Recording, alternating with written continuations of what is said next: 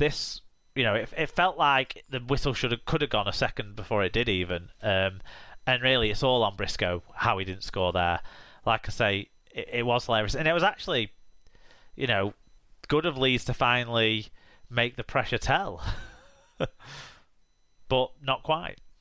Yeah, definitely.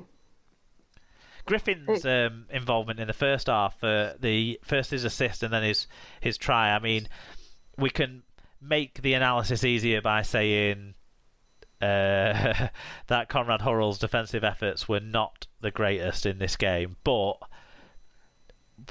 we should give credit to the attacking play as well, shouldn't we? Griffin's late footwork and line direction change in the first one, and ridiculous hands grabbing what was maybe a forward pass for the second one, and then the footwork after kind of putting his hands in a different motion to where his body was going in the second one. Some great stuff from Griffin there in attack. Yeah, I think it is. He's just continuing to thrive as a player, and week on week is playing well. Yeah, maybe a half question mark about him and Sneyd for the defence on the first Leeds try at the start of the game, but after that, especially with the ball, all season with the ball, he's been fantastic, hasn't he, Josh Griffin? Yeah. That second half, did you ever feel like it was at risk? Because I kind of felt like watching it, I'm amazed that Leeds scored because they just spent so much time looking like they didn't have a clue how to actually set up an attack that would result in a score. But were you scared or nervous at all, with the fans' eye view on it rather than my neutral view? I was worried because I felt if Leeds scored once, they'd score twice. I felt like we hadn't had any ball, and therefore the momentum would be with Leeds if they scored. So I was winning the clock down to a position where if they did score once, they wouldn't have time to score a second time. Yeah, and do you know what? If I was one of the fans of one of the teams, I probably would have been feeling the same. But from the neutral point of view, I've got to say, it never felt... Even, they had those two back-to-back video referee decisions rule out the tries correctly. And then, if anything, they just got worse from there in attack, Leeds did, for me. Yeah, I think as well... what was I going to... people criticising Marcus Griffiths, I actually don't mind him as a referee. I think he did blow a lot, but it was clear all along he was going to blow for penalties. He made that quite clear, and he blew both ways. There were some times we were a good 2 yards in front, and he blew for it, as he should. I've got no problem with him not making a ruling on goodness only knows what's kicked off after the Briscoe no try. It looked like Savelio got unnecessarily involved. That sparked it potentially, but plenty of Leeds players jumped in then very quickly, didn't they? Yeah. Something I've seen looks like it might be Connor and Gale that started it off, but goodness, who knows? And I don't blame the referee at all in that situation. What's he meant to... He's busy watching what's going on the floor, and then suddenly there's 18 players halfway in the stand. Yeah, I think it was...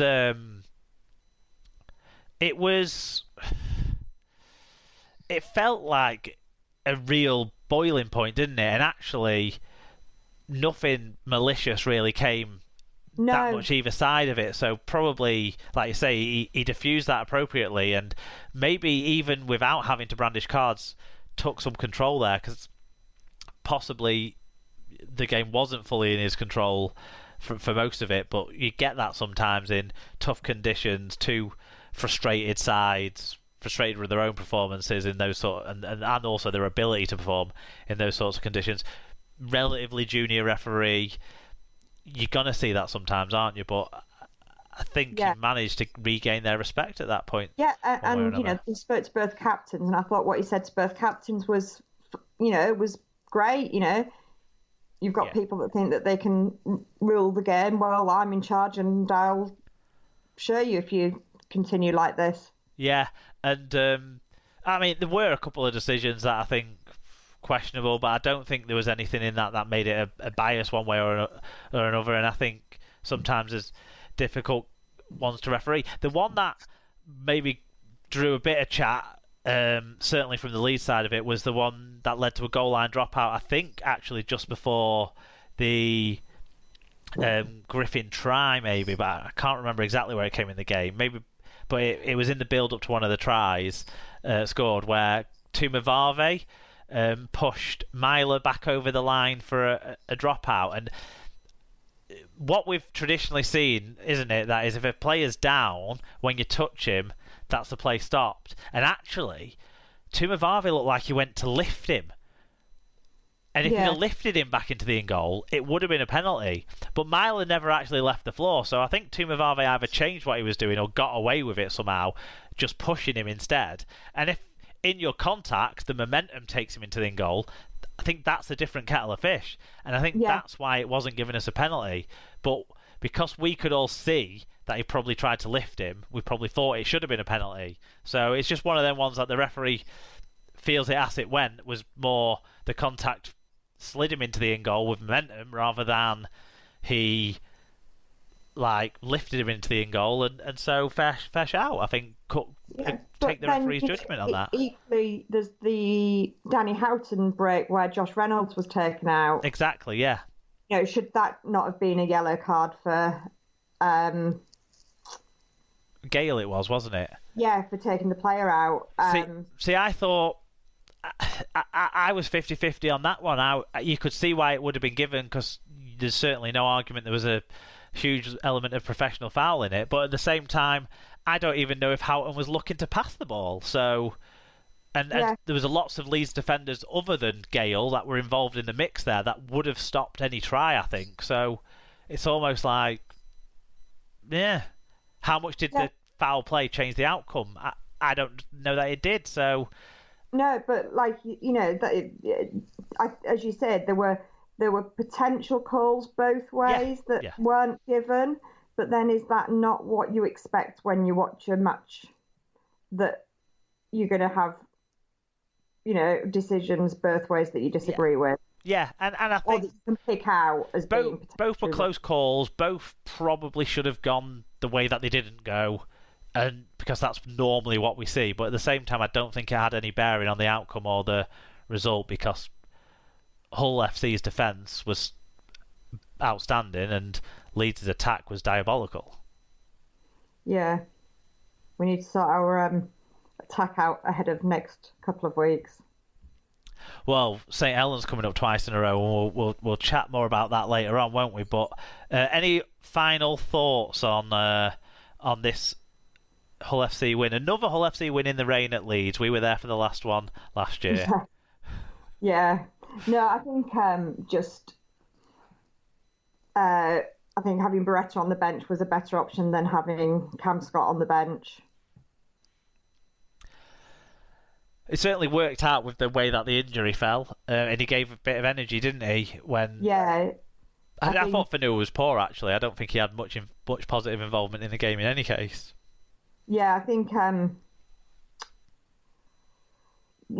Beretta's just got a bit more physicality about him, which is what we needed.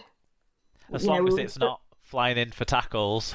We were struggling to make yardage, with having 3 props injured at the minute. Yes. And I think, our forwards were struggling to make much yardage, so being able to bring Beretta on just gives you that extra help there.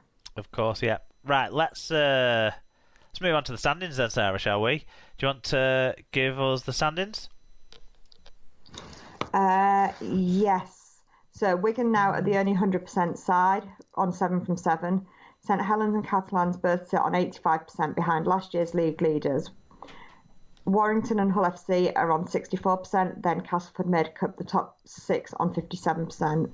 Huddersfield and Hull KR are on 42%. Leeds are on 28% in 9th. Wakefield are off the mark and up to 10th. Both them and Salford have 14%. And Leigh stay at the bottom without a win. And our statistician in chief, Neil Ormson, got in touch about a milestone that was passed this week. He said, having run out of characters in my main match review, I need to use an appendix to say congratulations to Steph Ratchford for moving up to 9th in the Wire all-time point scoring chart level with Eric Frazier on 1,096 points. So, yeah, good for Ratchford there. Neil, we need milestones for all players, not for every single player, but for players of all teams each week. You know, through the record keeping club, I'm sure you can get our back with that. Let's have Neil's milestone moment each week if we can. Great stuff. Stat line of the week, Sarah. I've pulled out Mike Lawrence, 1 try and 184 metres, mostly because it was the biggest number this week that anyone kind of put in, but also because normally if we're talking about Mike Lawrence, it's about his defensive numbers, and we get to talk a little bit about him in attack this week. So he's not just the machine, the tackling machine. He also grabbed himself a try and plenty of meters for his side. I think I will pick out Gareth Widdop. 3 tries, 9 tackle busts, and 2 clean breaks. Yeah, well, I've gone with Widdop for my player of the week, and it's not his first time in recent times he's pulled out that accolade from me. So just for the reasons you said, and the fact that it seems this Warrington Tide now has a more coherent attack, and it's all because he's taken charge. Yeah. Player of the yeah, I'm not sure. I'm finding it hard to pull out a player of the week just because I haven't seen the matches. Yeah, no, of course. And for Hull, it was more a team performance, wasn't it? Yeah. Not necessarily an individual stepping out in front. Yeah. No, I get that. Highlight of the week. Do you know what? There's loads of options. I don't know what your one of the options might be one of the ones you've chosen actually. I think my highlight is the defensive performance we put out. Yeah, the Tomb of Harvey try-saver on Tom Briscoe combined with the Tom Briscoe ridiculousness of the second roll. That's got to be on a what happened next, hasn't it? It is a perfect shout for a what happened next. That made my shortlist. You know, Harry Smith's pick up from blocking the attacking kick from Salford, picking it up off his kick to himself sort of thing, making the break, and running rings a bit around Ken Theo and Morgan Escrow before throwing a massive looped out pass to Liam Farrell to score. That's on the list. But just the more I drill in on this week's games, it's got to be Tinner Rona as the highlight of the week. Another what happened next, I think. Yeah. Because, for a start, even when he starts to throw the pass, I don't think you see Arona in the shot. No. Amazing stuff. Predictions last week. Me and Alan both went 5 out of 6, although it was a different game that we got wrong, so nice spread there. In terms of the host Subaru, Alan is on top ahead of David, Sarah, Tim and me in that order. In the main Subaru, Craig, the expat cast fan, is top. Kyle Dyson, though, wears the yellow cap. Well done, Kyle. And the Fantasy League, there's just no point talking about it, Sarah, because it's a load of bollocks at the moment. The point scoring is totally broken. I saw, Josh Griffin managed to have a try and a try assist, but apparently only 10 points. Liam Farrell managed to score a try and 130 odd metres. Only 10 points, apparently. It's broken. They need to fix it. Fair enough. But thanks everyone who got the fan views in on all the games this week. Great to get fan views on each and every game. Please do keep that up, guys. As we're starting to get back to normality, it means we're going to see less of all of the games apart from the games we're specifically at or that are on Sky. So fan we're views. See less of the games apart from the games we see, really, is what you're saying. I don't know what I'm saying, Sarah. It was a big word jumble. Basically what I'm saying is let's have more fan views. Yeah. Great stuff. Perfect. Right, we're going to move on to other results now then, which will be where we'll focus mostly on the Women's Challenge Cup semi-finals.